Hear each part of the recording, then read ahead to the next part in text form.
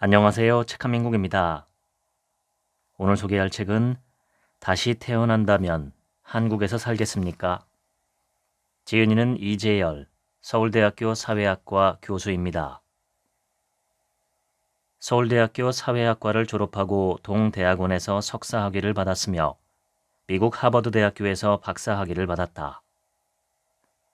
현재 한국고등교육재단 이사, 서울대학교 아시아연구소 한국사회과학자료원 원장을 맡고 있다. 본문을 읽겠습니다. 한국은 외부로부터 성공적으로 산업화와 민주화를 이룬 기적의 나라로 칭송받는다. 그러나 정작 한국인 스스로는 한국이 선진국이 되려면 아직 멀었다고 생각한다. 외부에서 보는 모습과 내부의 자화상 사이에 상당한 차이가 있는 것이다. 전상인 교수는 한국이 헝그리 사회에서 앵그리 사회로 변모했다고 표현한 바 있다. 1950에서 60년대에 가난하고 배고픈 사회가 지나고 풍요로운 사회에 들어섰지만 무슨 이유에서인지 모두가 무언가에 분노하는 사회가 된 것이다. 그 해답을 찾으려면 사회의 품격에 대해 살펴보아야 한다. 사전에서 격의 의미를 찾아보면 주위 환경이나 형편에 자연스럽게 어울리는 분수나 품이라고 정의되어 있다. 격의 대표적인 것 중 하나가 됨됨이다. 예를 들어 결혼 상대자를 고르거나 사윗감이나 며느리감을 본다고 할 때 직업이나 학벌, 가문 등 여러 가지를 보아야 하겠지만 빠뜨릴 수 없는 것이 바로 사람 됨됨이다. 나라나 조직에 대한 평가도 마찬가지다. 얼마나 격이 있는 나라인지를 알아야 한다. 이를 두고 미국의 국제정치학자 조지프 나인은 소프트 파워, 즉 연성 권력이라는 표현을 쓰기도 했다. 군사적, 경제적 역량만으로는 알 수 없는 그 나라의 수준을 격이라고 이해할 수 있다. 한국을 불신, 불만, 불안의 삼불사회라고 했는데 먼저 불신은 어디에서 온 것일까? 이것은 무엇보다도 과거의 경험, 즉 제도나 시스템을 믿을 수 없었다는 경험에서 온다. 왜 불만이 많은가? 지속적 경제 성장으로 인해 사람들의 눈높이가 대단히 높아지다 보니 웬만한 성취에는 만족하지 못한다. 왜 불안한가? 앞으로 닥칠 미래, 특히 노후에 대한 준비가 안 되어 있기 때문이다. 이처럼 우리는 패러독스에 빠져 있다. 물질적 풍요에도 불구하고 자살률이 급증하고 행복감은 폭락했으며 성공적인 민주화에도 불구하고 정치에 대한 냉소가 심해지고 투표율 또한 폭락했다. 우리나라는 OECD 국가 중에서 투표율이 가장 낮은 축에 속한다. 정치에 대한 불신이 팽배한데 정작 선거 때가 되면 투표장에 가지 않는다. 삼불 사회를 사는 한국인의 마음의 행로를 읽어내기 위해 먼저 이해해야 하는 개념은 사회 정신 건강이다. 사회 정신은 그 사회에서 집단으로 발현되는 마음, 즉 사회의 마음으로서 각 개인의 정신으로 환원되지 않는 독특한 출현적 속성을 갖는다. 미국의 사회학자 벨라는 이를 마음의 습관이라고 불렀다. 이는 여러 세대에 걸쳐 서서히 형성되는 지배적 가치관으로서 어린아이가 사회화해 성인이 되는 과정에서 구성원들에게 자연스럽게 내면화되는 사고 양식을 뜻한다. 정신 건강은 정신과 의사들의 관심 영역이다. 사회 건강은 고전적 사회학자들의 관심 대상이었다. 개인의 건강이 아픈 경우는 의사들이 치료하지만 사회 건강에 문제가 생긴 경우는 사회학자들이 관심을 갖고 살펴본다. 건강성 측면에서 한 사회가 얼마나 질서 있고 서로 협력하며 통합된 좋은 사회인지 아니면 서로 갈등하고 분리되고 소외되어 있는 사회인지 판단해 볼 수 있는 것이다. 이처럼 사회, 정신, 건강이 모두 중첩되는 사회 정신 건강의 영역을 학자들은 사회적 웰빙 혹은 사회의 격이라 부른다. 하버드의 정치학 교수 홀과 사회학 교수 라몽은 정신 건강뿐만 아니라 신체 건강도 그 사회가 어떤 사회적 환경을 이루고 있느냐에 따라 영향을 받는다고 했다. 캐나다 사람들을 대상으로 그들의 건강이 무엇 때문에 차이가 나는지를 살펴보니 지역 공동체 내의 사람들이 서로 얼마나 다양한 사람들과 관계를 잘 유지하는지에 따라 결정적인 차이가 난다는 사실을 발견했다. 미국인들은 기본적으로 개인의 문제는 개인이 풀어야 한다는 개인주의에 입각해 있지만 사회적으로는 아래로부터 차곡차곡 협약을 쌓아가는 방식으로 민주주의를 이루었다. 예컨대 작은 공동체들이 타운을 만들어 타운 미팅을 통해 자신들의 운명을 결정하고 이 타운이 모여 시 정부를 구성하며 또 이 시가 모여 주를 만들고 이 주의 대표들이 연방을 구성하는 식이다. 김홍중 교수는 어떻게든 살아남아야 한다는 강한 생존 본능이 한국인들 마음의 기저에 깔려 있다고 진단했다.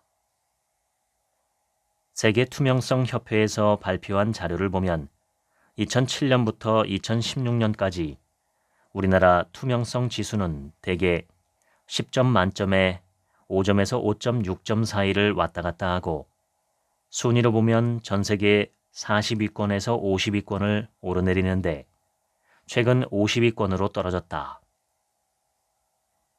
한국에서 활동하는 외국 기업인들은 한국에서 비즈니스를 하려면 모든 것이 너무 불투명해서 인맥을 동원하지 않으면 풀기 어려운 문제들이 많거나 정말 중요한 문제는 뇌물을 주지 않으면 해결되지 않는다고 이야기한다. 사회적 불신이 가장 강한 영역은 조세와 각종 보험 관련 부분이었다. 세금이나 보험료가 공정하게 거치고 공정하게 쓰이는지에 대한 의심이 상당했다. 과세의 불공정성과 불투명성, 적절치 않은 운용에 대한 분노는 세대를 가리지 않고 폭발적이었다. 복지에 대해서도 마찬가지다. 복지가 필요하다는 점에 대해서는 다들 인정하지만 복지 혜택이 정말 필요한 사람에게 돌아가는지에 대해서는 고개를 갸웃거렸다. 집단 토론 때 인터뷰했던 한 중산층에 속한 청년은 이렇게 말했다. 저는 저축 안 해요. 사회생활을 7년 정도 했는데 7년 동안 번 돈 전부 주식에 투자했습니다. 10년 뒤 100억을 모으는 게 목표인데 돈에 대한 욕심이 많다기보다는 미래에 대한 두려움과 불안함이 있기 때문이에요. 왜 이렇게 됐을까? 사회학자들은 이와 같은 사회적 분위기를 새로운 사회적 위험이 널리 퍼졌기 때문이라고 본다. 우선 1인 가구가 부쩍 늘었다. 외환 위기를 겪은 후 사람들은 직장을 잃고 질병, 실업, 노후와 같은 전통적 위험에 대한 대비책이 없는 상태에서 전직 훈련, 육아, 노인 돌봄 등 급변하는 생애 주기상의 불확실성이라는 새로운 위험에 직면하게 되었다. 베이비붐 세대는 확실히 노후에 대한 불안감이 크다. 그런데 기대 수명은 점점 늘어나고 있다. 경제적 불안 못지않게 노인들을 괴롭히는 것은 존재론적 불안감이다. 현재 우리 사회에서 사람들이 실제로 체감하는 은퇴 나이는 50세 정도다. 헤드헌터들은 50대 이상의 구직자를 찾는 곳은 없다고 한다. 하지만 50대 이후의 베이비붐 세대는 신중년이라고 불린다. 신체적으로 젊다고 느끼지만 갈 곳이 없다. 가족의 개념도 바뀌었다. 전통적으로 생각했던 가족은 점점 해체되고 있다.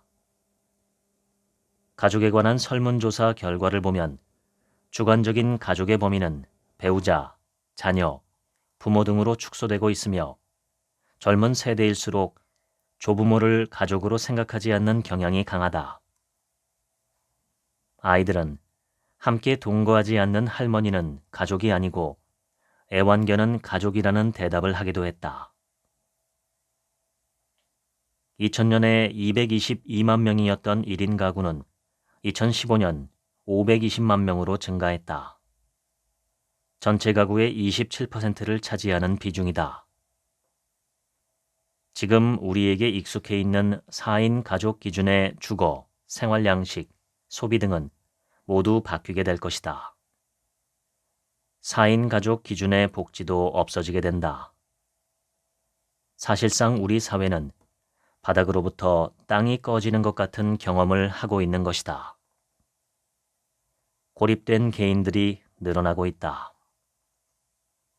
내가 어려움에 부닥쳤을 때, 예를 들어 몸이 아프거나 급전이 필요하거나 아니면 고민이 있어 상담이 필요할 때 누군가 나를 도와줄 사람이 있는가? 라는 질문에 대해 아무도 없다라고 대답하는 사람의 비율이 매우 높게 나왔다. 한국은 사회적 고립의 정도가 헝가리 다음으로 가장 높았다. 헝가리는 사회주의가 붕괴하면서 극심한 혼란을 겪은 곳이기에 사회적 고립이 높다고 해도 우리나라의 사회적 고립이 높다는 것은 의외의 결과가 아닐 수 없다. 다른 나라와 비교해보면 우리나라에서 행복감이 떨어지는 사람은 가난한 사람들이기보다 치열한 경쟁에 노출된 사람들이다. 김희삼 교수의 논문 비교 성향의 명암과 시사점에 따르면 전국의 학부모 중 강남 학부모들의 행복감이 제일 낮다. 경쟁이 그만큼 치열하기 때문이다. 집단 토론에서 많은 사람이 공통으로 이야기하는 게 아프다라는 것이었다.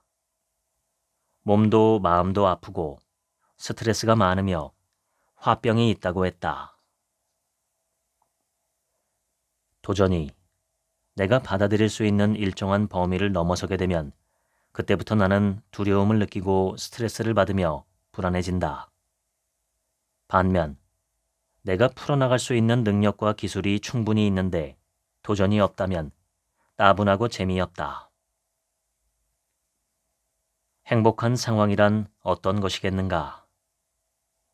100억짜리 건물을 소유해 젊어서부터 불로소득으로 평생을 흥청망청 사는 사람이 행복할까? 벼락부자가 된 졸부들이나 복권에 당첨돼 떼돈을 번 사람들은 대개 비극적 종말을 맞는 경우가 많다.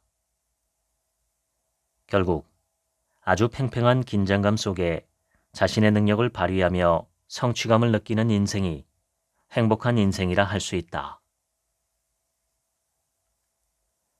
40세에 하버드 대학의 총장이 돼서 18년간 총장직을 수행한 후 퇴직했는데 후임 총장이 말썽을 부려 다시 돌아와 결국 20년간 총장을 맡았던 인물이 있다.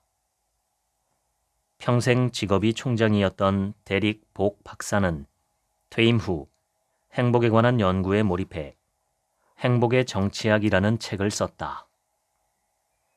그런데 그 내용은 모두 우리가 잘 아는 것들이다. 건강을 위해 운동 열심히 하고 정기적으로 건강검진을 하며 마음을 잘 다스리고 과욕을 부리지 말라는 것 등이다. 그리고 사람들과 좋은 관계를 유지하라고 당부했다. 그는 영적 건강에 관해서도 이야기했다.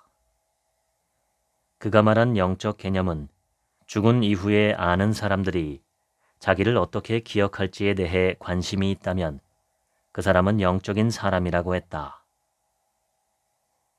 사회 구성원으로서 사회적 이슈에 대해 내가 어느 정도의 관심을 가지고 어떻게 행동할 것인지, 내가 어떤 기억으로 이 공동체에 남을 것인지에 대한 관심이라고도 정의할 수 있다. 결국 사회적 웰빙은 사회적 연대 속에서 건강한 몸과 긍정적인 정서를 가지고 서로 좋은 관계를 유지하며 사는 삶을 뜻한다. 이것이 충족되지 못하면 아픈 것이다. 사회적 웰빙이 작동하지 못하는 건강하지 않은 사회에서는 개인의 몸도 아프고 마음도 아프다. 우리나라의 노동시간은 OECD 국가 중 단연 1위다.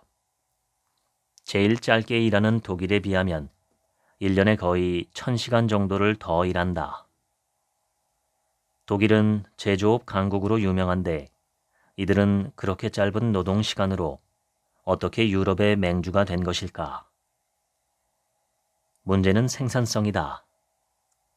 우리는 독일 사람들이 1시간에 할 일을 2시간, 3시간에 한다. 생산성이 OECD 국가의 절반밖에 되지 않는다. 예를 들어 모 자동차 공장의 경우 9시부터 6시까지 기본 근무 시간에는 열심히 일하지 않는다. 일감이 남아야 밤늦게까지 일을 하고 그래야 전체 임금이 많아지기 때문이다. 임금 보전을 위해 주말에도 야근하는 것을 당연시하다 보니 생산성은 떨어지고 장시간 노동의 피로감은 누적된다. 또한 우리 사회 동기부여의 위기는 니트족의 증가로 나타나고 있다. 니트족은 일하지 않고 일할 의욕조차 없는 청년 무직자를 뜻하는 신조어다. 우리나라 일자리 중 대졸자에 걸맞은 일자리는 대략 500만 개 정도인데 현재 대졸자 수는 점점 늘어나서 1000만 명 가까이 된다. 확실한 공급 과잉이다. 우리나라는 현재 전 세계에서 최고 수준의 대학 진학률을 자랑하지만 대졸자를 위한 일자리는 획기적으로 늘어나지 않았다. 이는 교육과 일자리를 연결하는 시스템의 문제를 고치지 않고는 해결될 수 없는 부분이다. 지금 한국 사회는 한마디로 불신 사회다. 자원봉사와 기부도 많이 줄어들고 있는데 그 이유를 설문해 본 결과 비영리 단체를 신뢰할 수 없어서라는 대답이 많았다. 신뢰가 없다는 것은 타인과 사회에 대해 무관심하다는 뜻이기도 하다. 대표적인 복지국가 예컨대 스웨덴이나 노르웨이가 한국과 다른 점이 바로 신뢰다. 이 나라의 국민들은 낯선 사람에 대한 신뢰가 높다. 그래서 그들은 월급의 절반가량을 세금으로 내고 그 세금이 내가 전혀 모르는 약자를 위해 쓰이는 것에 동의한다. 내가 그런 약자의 위치에 처하게 될 때 내가 모르는 누군가가 낸 세금이 나를 도와줄 것이라 기대하기 때문이다. 그러한 신뢰가 쌓여있는 나라가 이른바 복지국가다. 반면 누구도 믿지 못하는 우리 사회는 남을 돕는데도 인색하고 나의 어려움도 보상받지 못한다.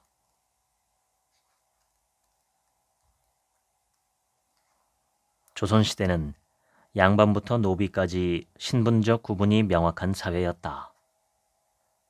관직을 보유한 소수의 양반과 기술직 관리인 중인, 서얼, 향리, 양인, 노비 신분이 있었다.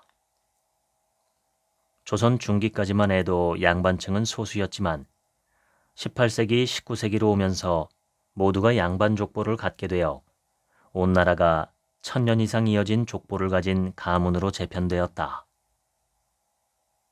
현재 각광받는 직업인 판검사, 회계사, 의사 등은 옛날에는 다 중인 신분이었다. 그러나 현대사회에서 이들은 새로운 엘리트 집단이 되었다. 유교적 질서 하에서 적서 차별의 결과 탄생한 서얼, 그리고 인간 이하의 취급을 받던 노비들도 모두 사라졌다. 사회학자 구혜근은 1950년대의 한국 사회를 상승 욕구로 가득 찬 뿌띠 부르주아의 사회라고 불렀다. 50년대의 한국 사회는 매우 평등하고 가난한 사회로 시작했다는 것이 그의 관찰이다. 그간의 연구 결과에 따르면 일제강점기 18%, 해방 후 25%, 농지개혁 시기 53%에 해당하는 대지주들이 몰락했다. 농지개혁 때 대부분의 대지주가 몰락하면서 새로운 경제 엘리트들이 출현했다. 한국 초기 재벌들의 부친이 무슨 직업이었는지 조사한 연구를 보면 대부분 영세농, 영세상인, 몰락 양반이었다. 비교 역사적으로 볼 때 우리나라 50에서 60년대는 개천에서 용날 수 있는 역동적 계층 상승이 가능한 사회였다고 볼 수 있다. 해방과 전쟁을 거친 한국 사회는 모두가 가난하지만 평등한 매우 동질적인 사회가 되었다.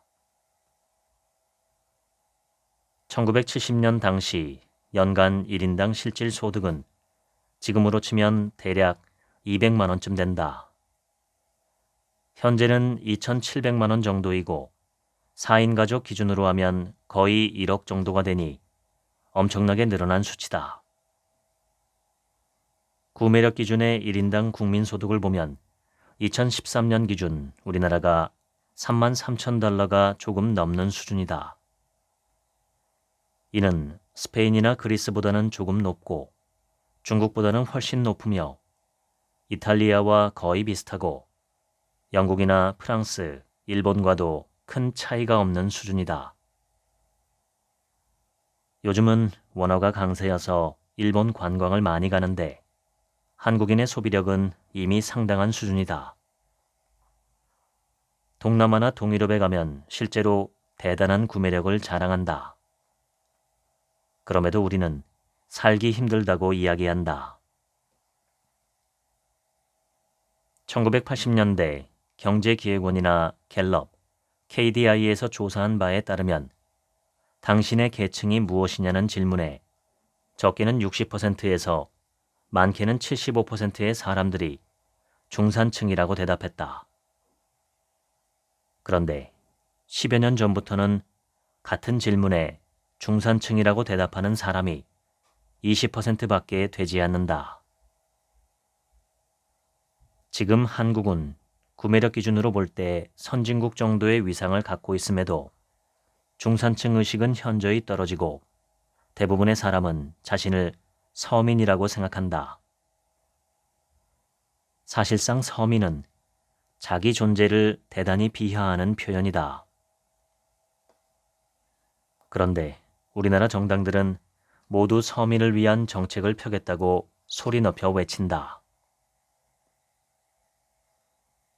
허쉬라는 영국의 경제학자는 지금 한국이 겪고 있는 것과 비슷한 1970년대 영국의 경험을 분석했다. 경제적 성취가 모든 사람의 희망한 바였음에도 불구하고 풍요로운 사회에 진입하자 대다수가 실망스러워하는 풍요의 역설이 나타났다. 2차 세계대전이 끝나고 영국은 매우 빠른 속도로 산업이 성장해 전후 최대의 풍요를 누리게 되었다. 그런데 많은 이들은 이전보다 더 불안해했고 박탈감을 느꼈으며 여러 형태의 문화적 저항을 하게 되었다. 이러한 상황을 풍요의 역설이라고 한 것이다. 또 다른 변화는 분배 강박이 두드러진 것이다. 파이의 크기를 키우면 나중에 더 큰 몫을 가질 수 있음에도 불구하고 파이를 나누는 데 집착하는 사람들의 심리를 지적한 것이다. 지금 우리 사회에도 분배 없는 성장이나 고용 없는 성장에 대한 반감이 거세졌다. 복지에 대한 주장이 강해졌고 공정한 분배에 대한 요구들이 크게 늘어났다. 스위스의 철학자 알랭 드 보통은 이렇게 이야기한다. 중세에 농사를 짓던 농민들에게는 현대인과 같은 불안감이 없었다. 자신이 열심히 농사 지으면 열심히 한 만큼 소출이 나오기 때문에 남들과 비교할 필요가 없었고 자연과의 관계에서 만족을 느끼면 되었다. 그러나 근대는 조직사회라 할 수 있다. 근대에는 조직 내 경쟁이 중요해졌는데 이러한 경쟁은 일종의 토너먼트 경기와 같다. 내가 얼마나 열심히 하느냐가 중요한 게 아니라 같은 위치에 있는 사람과 비교해서 내가 얼마나 더 능력을 인정받고 승진하느냐, 더 높은 연봉을 받느냐가 중요해졌다. 그래서 지위를 추구하는 것이 중요해지고 기대에 미치지 못하면 질투감이 생긴다. 일본도 한국 못지않게 성취지향적인 나라지만 2008년 기준 대학 진학률은 50%에 머물러 있다.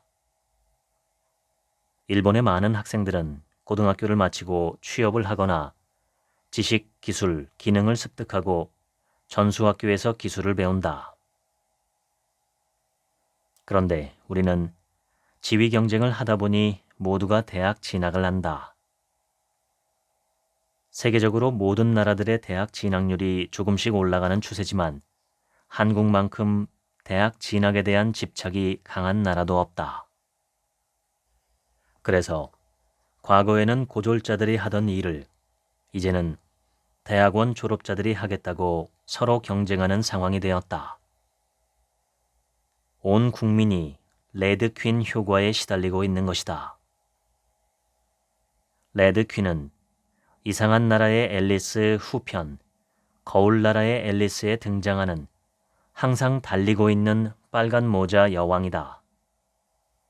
앨리스가 달리면 레드퀸이 옆에서 똑같은 속도로 달려 앨리스가 아무리 빨리 달려도 정지해 있는 것처럼 느껴지게 만드는 인물인데 여기서 유리한 것이 레드퀸 효과다. 즉, 계속해서 앞서가려는 상대에 맞서 속도를 내지 못하는 주체는 결국 무너지고 만다는 것이다. 기본적으로 인권 선언에는 사람 위에 사람 없고 사람 밑에 사람 없다고 되어 있지만 실제로는 사람 위에 사람 있고 사람 밑에 사람 있는 것이 사회구조다. 그래서 사회구조를 가장 잘 드러내는 것이 불평등이다. 불평등이 구조화된다는 것은 그것이 장기적으로 지속되고 단순한 경제적 불평등에 그치지 않고 문화와 생활 양식으로 굳어진다는 것을 의미한다. 사회학자들의 연구 결과 소득과 주거, 교육과 소비 등을 종합적으로 따져보면 우리나라 가구의 대략 3분의 1 정도는 조금 어렵게 사는 한계층이고 나머지 3분의 2 정도는 비교적 사정이 나은 중산층이라고 판단된다. 그리고 그 비중은 20년이나 10년 전에 비해 지금도 크게 바뀌지 않았다. 흥미로운 사실은 80년대에는 지금보다 평균적으로 덜 부유했음에도 대부분의 국민들이 스스로 중산층이라 생각했는데 지금은 풍요로워졌는데도 대부분이 스스로를 중산층이라 생각하지 않는다는 점이다.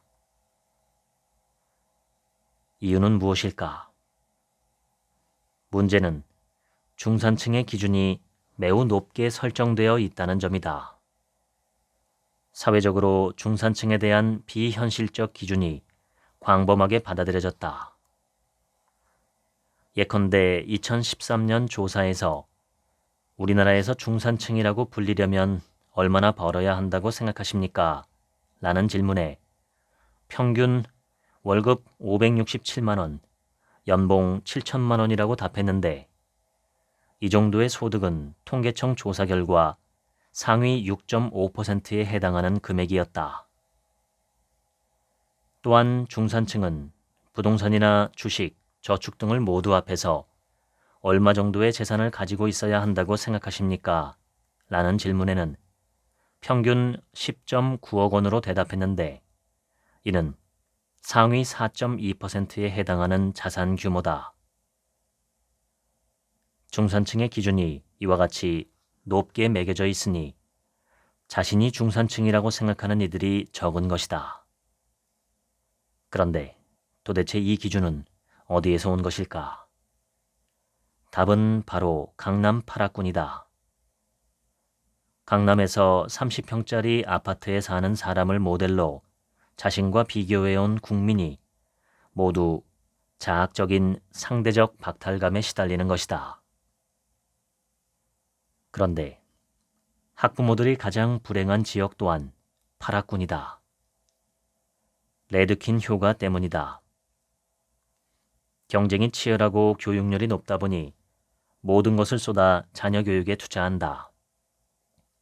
하지만 그 이면에는 드러나지 않은 많은 실패 사례들이 있다.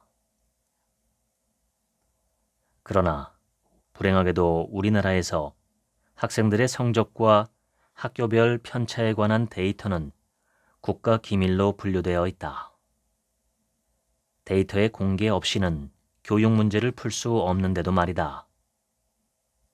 반면 미국의 경우 사는 지역의 교육청 홈페이지에 들어가면 각 학교마다 인종별, 계층별, 지역별로 학생들의 과목별 성적 분포가 모두 공개되어 있어서 학부모들은 이를 참조해 아이들이 진학할 학교를 정할 수 있다. 중산층의 붕괴는 결국 우리 사회에서 희망 격차가 점점 커지는 것으로 나타난다. 과거에는 모두가 미래를 희망적으로 생각했다면 지금은 꿈도 가진 자들에게만 해당하는 것으로 인식되고 있다. 꿈 자본의 양극화야말로 진짜 심각한 우리 세대의 문제다. 중산층 의식의 결여는 결국 자신감의 부족으로 드러나 사회적 도전을 약화시키고 사회적 불만을 증폭시키기 때문이다. 1950년대에 가난하지만 평등했던 사회에서 지난 수십 년간 급속하게 불평등 사회로 이동한 결과 우리 사회에는 지배 정당성이 매우 취약해졌다. 규칙을 만들고 집행하고 위반자를 처벌하는 심판, 즉 입법부, 사법부, 행정부에 대한 불신이 강하다. 능력 있는 승자에 대한 인정의 문화 또한 취약하다. 이것이 현재 우리 사회의 소위 국민정서법이 강한 이유다. 모두가 절차적 정당성에 매우 민감해져 있다 보니 그것은 쉽게 질투로 바뀔 수 있다. 우리는 끊임없이 비교하고 또 비교하면서 분노하는 것이다. 이제 우리 사회는 본격적인 조정과 혁신이 필요한 시점이다. 로마 시대부터 지금까지 공화는 어떻게 하면 함께 잘 살 수 있는 사회를 만들 것인지를 고민하는 개념이었다. 개인의 자유를 기치로 하는 민주도 중요하지만 함께 잘 사는 일로서의 공화도 중요하다는 것이 민주공화국의 뜻이라 하겠다. 공화가 갖는 기본 정신은 공공성을 빼놓고 언급될 수 없다.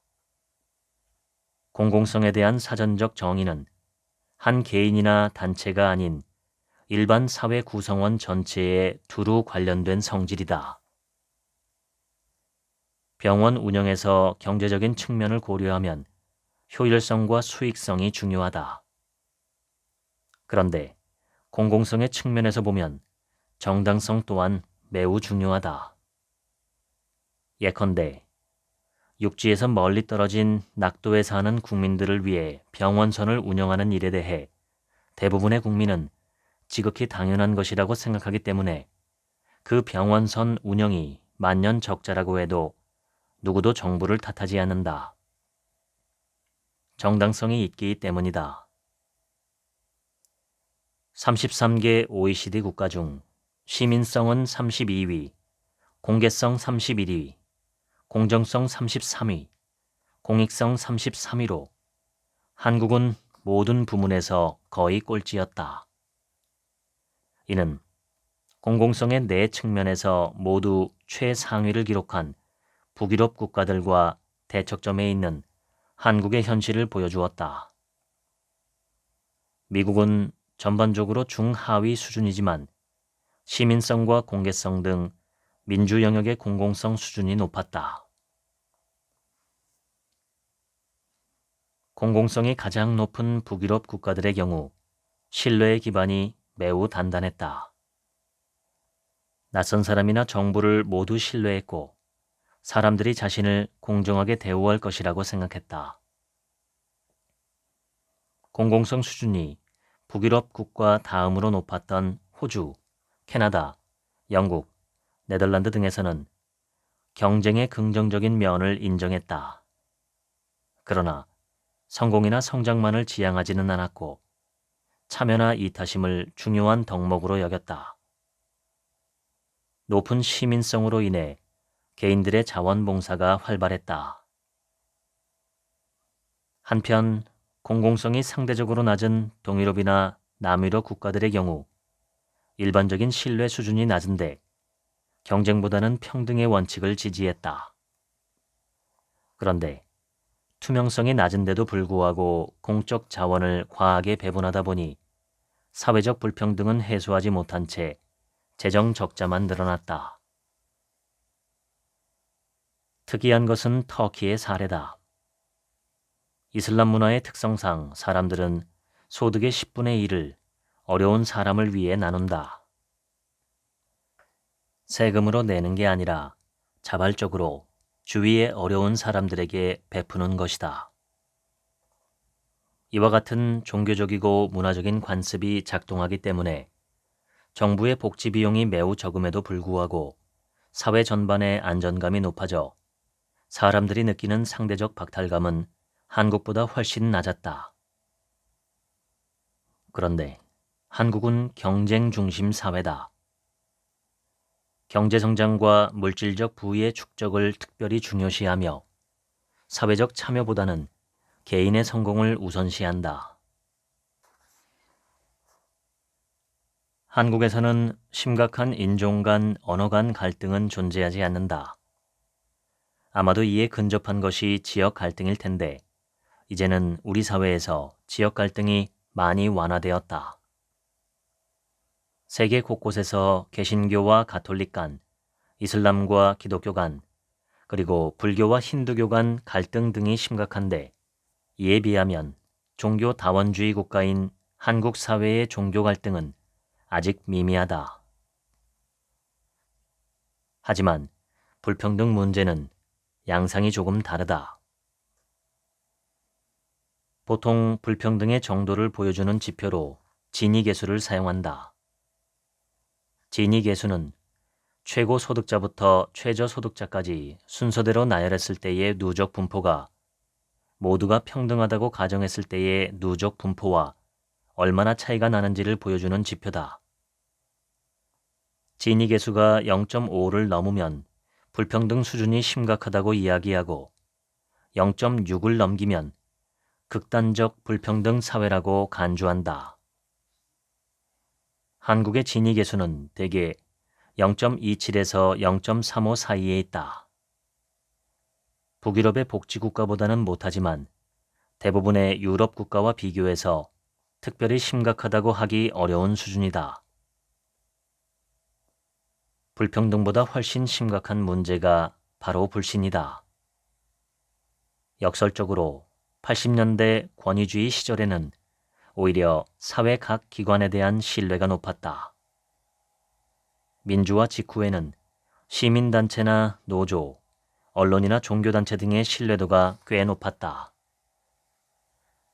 그런데 최근엔 대부분의 기관 신뢰도가 모두 하락했고 유일하게 군대에 대한 신뢰만 조금 올라갔다. 가장 심각한 것은 제도권에 대한 불신이다. 국회에 대한 불신이 처음 만나는 낯선 사람에 버금간다.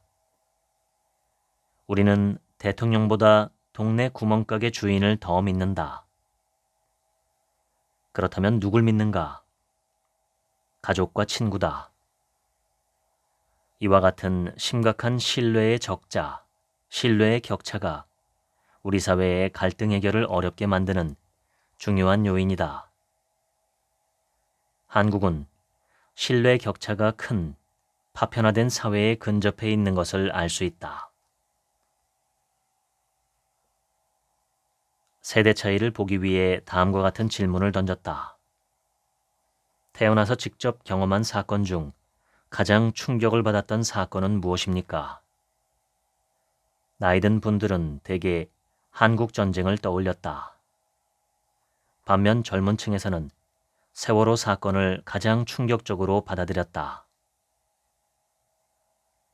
탈물질주의는 경제성장이나 튼튼한 국방 프레임에서 벗어나 평등한 사회, 소수의 발언권에 대한 존중, 양성평등, 환경의 지속 가능성, 다문화에 대한 존중 등을 주장하는 사고다. 노인 세대의 태도는 지극히 물질주의적이다. 젊은 층의 사회적 태도는 서구 못지않게 탈물질화되었다. 동시대를 살면서도 전혀 다른 세계관을 가지고 있으니 세대 갈등이 심할 수밖에 없다. 한국은 OECD 국가 중에 갈등 지수가 가장 높은 국가로 꼽혔다. 경제학자들이 갈등 지수와 GDP 간의 연관성을 계산해 보았더니 우리가 사회적 갈등으로 1년에 소모하는 비용이 수십조 원이었다. 그래서 우리가 사회적 갈등만 줄여도 국가 성장률이 1~2% 정도는 높아질 것이라고 주장하는 학자도 있다. 사회적 갈등을 해결하는 방법으로 대표적인 것은 불평등을 줄이는 복지제도, 민주주의의 확대, 공정한 사회 시스템 확립 등이다. 이런 모든 것을 풀어나가려면 무엇보다 유능한 리더십이 중요한데 장기적 비전을 가지고 우리 사회를 이끌 리더십이 보이지 않는다는데 우리의 가장 큰 문제가 있다. 현재 한국의 정치는 대통령이 취임하는 순간부터 심지어는 같은 정당 내에서조차 미래 권력의 견제를 받는 시스템이다. 그러다 보니 사실상 우리의 문제는 대부분 장기적으로 해결해야 하는 것들임에도 정책은 단기적이고 임기 내 결과를 보려고 하는 것들 위주다. 대통령 하나 잘 선출했다고 해서 풀릴 수 있는 문제는 거의 없다. 각 정당이 내놓는 정책들도 차이가 거의 없다. 좋다는 것은 서로 베끼고 공유하기 때문이다. 내 임기 동안에는 욕을 먹더라도 정말 우리 사회를 위해 필요한 일을 하는 리더십, 우물을 파는 리더십이 있어야 하는데 그게 부족한 것이다. 그런데 독일의 전 총리 슈레더가 그 일을 해냈다. 그는 유럽의 환자라고 하는 독일의 여러 가지 문제들, 소위 독일병을 풀기 위한 4단계 노동시장 개혁 방안을 골자로 하는 하르츠 개혁을 시도했다. 슈레더는 3인당 출신으로 우리식으로 하면 노조의 지지를 받는 총리임에도 노조에 가장 피해가 가는 정책을 집행한 것이다. 그래서 다음 총선에서 낙선하고 보수적인 기민당의 메르켈이 당선되었다. 그러자 정작 하르츠 개혁으로 인한 실업 문제 해결, 고용률 증가의 혜택은 메르켈 정부로 돌아갔다. 하지만 메르켈은 나중에 슈레더를 칭송했다. 정치적으로는 서로 정적이지만 국가를 위해 필요한 개혁을 했기 때문에 박수를 보낸 것이다. 독일의 하르츠 개혁을 보면 결국 정권에게는 임기 내의 성과뿐 아니라 장기적 비전의 공유가 얼마나 중요한지 알 수 있다. 이것이 바로 사회적 합의의 기술이다.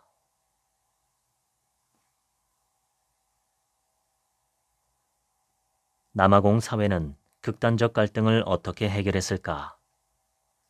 그 비결이 바로 몽플레르 시나리오 콘퍼런스다.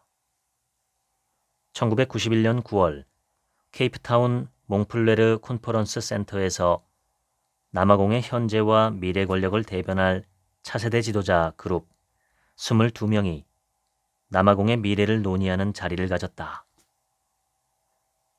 콘퍼런스 참여자는 흑인 좌파 정치가, 우파 분리주의자, 아프리카 민족회의 관계자, 노동조합 관계자, 주류 경제학자, 백인 기업 임원 등 다양한 인종과 세력을 망라했다.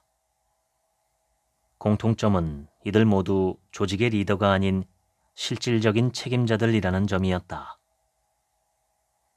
회의를 중재하는 역할은 쉘 그룹의 임원 아담 카헤인이 맡았다. 그는 몇 가지 대화의 원칙을 제시했는데 다음과 같다. 1. 자신이나 지지단체가 원하는 미래에 대해 말하지 않기. 2. 그런 일이 일어날 것이라고 생각해 라거나 그런 일은 절대 일어나서는 안 돼 등과 같은 단정적이고 속단이 내포된 어법 금지. 3. 앞으로 일어날 수 있는 일들에 대해서만 말하기. 4. 왜 그런 일이 일어나는가, 그 다음에는 어떤 일이 일어나는가 등의 질문만 가능. 이들은 다음 세 가지 질문에 대한 답변에 따라 시나리오를 도출했다. 1. 합의가 타결되었는가? 그렇지 않다면 대표성이 결여된 정부가 출범할 것이다. 2. 이 행이 빠르고 결단 있게 이루어지는가? 그렇지 않으면 무능한 정부가 출범할 것이다. 3. 민주정부의 정책이 지속 가능한가? 그렇지 않으면 붕괴할 것이다. 그리고 도출된 시나리오를 가장 쉽게 이해할 수 있는 스토리로 만들어 국민들에게 전달했다. 시나리오 중 하나는 타조 모델로, 이 모델은 소수 집단인 백인 정부가 타조처럼 모래의 머리를 들이받고 다수 흑인들의 일을 관심 받기라고 외면할 경우 닥칠 미래를 그린 것이었다. 이카루스 모델은 태양을 향해 계속 날아가는 그리스 신화의 이카루스처럼 끊임없는 복수가 가져올 파국을 그렸고, 레임덕 모델은 약체 정부가 들어설 경우의 혼란을 적나라하게 묘사했다. 반면 함께 춤을 추는 플라밍고 모델은 서로가 조금씩 양보해서 타협하면 극단적인 주장을 하는 사람들은 불만을 가질 수 있으나 남아공 시스템은 살아남고 점진적으로 발전할 수 있는 모델로 그려졌다. 이와 같은 모델들을 대상으로 충분한 논의가 이루어진 후에 결국 남아공 사람들은 플라밍고 모델을 선택했다. 이로써 감옥에 갇혀있던 만델라가 석방되어 대통령이 되었으며 백인 기업가들은 보복의 불안을 벗으며 안심하고 계속 투자할 수 있게 되었다. 2012년 UN 데이터에서 한국의 행복 지수는 41등으로 나타났다. 2018년에는 57위가 되었다. 경제력으로 보면 우리나라는 꽤 상위권에 있어야 함에도 불구하고 태국, 사우디아라비아, 쿠웨이트, 카타르 같은 곳의 행복감이 우리보다 더 높게 나타났다. 한국뿐 아니라 일본, 대만 등 동아시아 국가의 행복감이 전체적으로 낮았다. 또한 동남아시아의 저발전 국가들 중에도 베트남, 태국, 방글라데시 등의 불교 국가들의 행복감은 소득 수준에 비해 높았다. 경제 성적에 비해 행복감이 유난히 떨어지는 곳이 동아시아 유교권, 남유럽의 가톨릭 국가들이다. 현재 우리나라에는 미래에 대한 불안이 팽배해 있고 제도와 정부를 불신하며 현실에 불만을 갖는 사람들이 많다. 모래알처럼 흩어져 각자 도생하되 경쟁이 심하고 공동체 의식은 낮다 보니 이 모두가 행복감이 떨어지는 사회적 원인이 된다. 그렇다면 좋은 사회는 어떤 모습일까? 미래에 대한 희망이 넘치고 제도에 대한 신뢰가 높고 현실에 만족하며 적극적으로 위험을 감수해 창업과 혁신 노력을 기울이고 참여를 통해 능동적 변화를 끌어내려는 공동체 의식이 높은 사회. 이런 사회라면 국민들의 행복감은 높아질 것이다. 선진국들은 경제 성장을 했기 때문에 사회의 품격이 높아진 것이 아니라 우리와 비슷한 소득 수준이었을 때 이미 일정한 사회의 품격을 갖추었기 때문에 더 성장할 수 있었고 복지국가를 만들 수 있었다. 덴마크 등 북유럽 국가들의 경우 잘 발달된 복지제도가 실패한 사람도 재기할 수 있는 기회를 제공하기에 자기가 원하는 것을 하고자 한다. 실패해도 다시 재기할 수 있다는 믿음이 있기에 과감하게 도전하는 것이다. 사회적으로 투명하고 정치적 영능성이 높은 나라에서는 실력 경쟁이 활성화된다. 예를 들어 선진국에서는 채용 시에 추천서를 중시한다. 미국이 매우 공정한 사회라고 하는데 사실상 그 공정성의 기반은 추천서다. 대학 진학 시에는 고등학교 교사가 추천서를 써주고 취업할 때는 지도교수가 추천서를 써준다. 명문 대학에서 신임 교수를 채용할 때도 추천서가 중요하고 그 추천서의 분량도 꽤 많다. 오랫동안 지원자를 논문 지도하면서 경험한 여러 모습들을 자세히 기록하고 있어서 평가자들은 추천서만 읽어도 지원자의 장단점을 모두 알 수 있고 그를 채용했을 때 어떤 일들이 발생할지를 예상할 수 있다. 하지만 우리는 모든 것을 점수화해야 한다. 객관적으로 채점해서 총점이 0.1점이라도 높은 사람을 뽑아야 채용의 당위성을 인정받을 수 있다. 그렇게 하지 않으면 제소당할 위험이 크다. 오래전 내가 재직하는 대학에서 학교장 추천제를 도입한 적이 있다. 도입 의도는 학력고사 점수로 줄 세워서는 들어올 수 없는 끼가 넘치고 발전 잠재력이 풍부한 숨은 보물을 학교장 책임하에 추천해주면 뽑겠다는 것이었다. 그러나 추천서들은 천편일률적인 내용들이었다. 예컨대 이 학생은 품행이 방정하고 두뇌가 명석하며 효성이 지극하고 성취가 탁월하며 봉사정신이 투철하다는 식의 최상급 형용사의 나열로 일관된 것들이었다. 왜 이렇게 되었을까? 결국 누구도 책임지고 추천하려 하지 않다 보니 학부모 대표, 교사 대표, 학생 대표 등을 참여시킨 추천위원회를 만들고 성적, 리더십, 봉사활동에 대한 점수표를 만들고 그 모든 숫자를 합산한 1등을 추천할 수밖에 없다.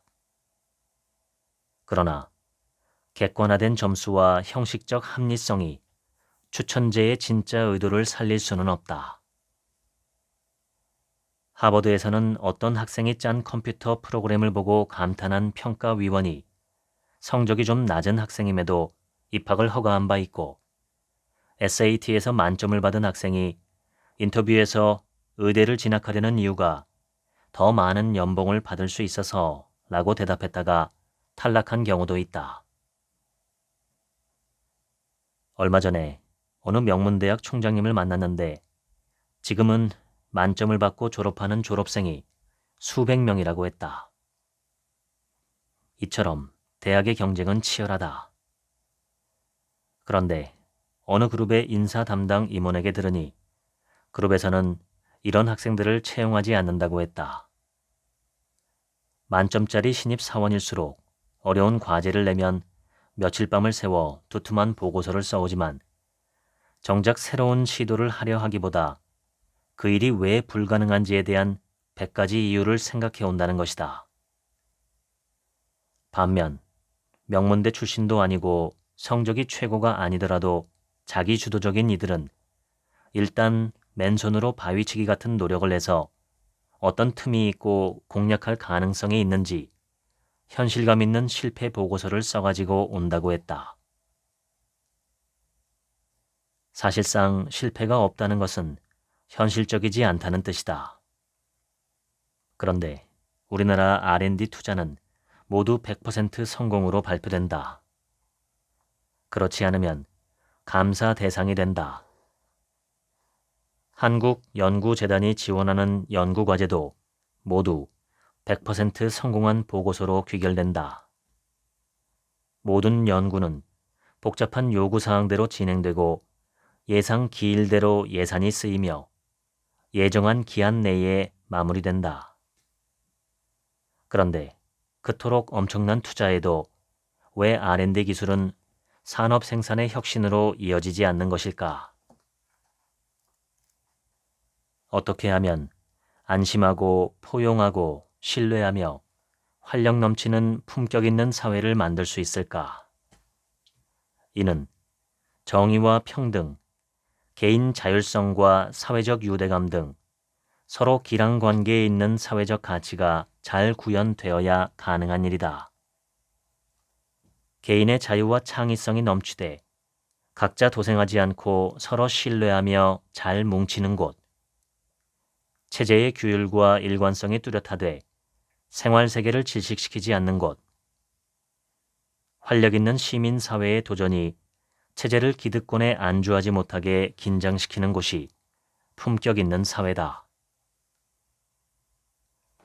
무균실 안에서 보호받는 생명은 생동력이 없듯이 갈등 없는 사회는 이상적일 수 없다.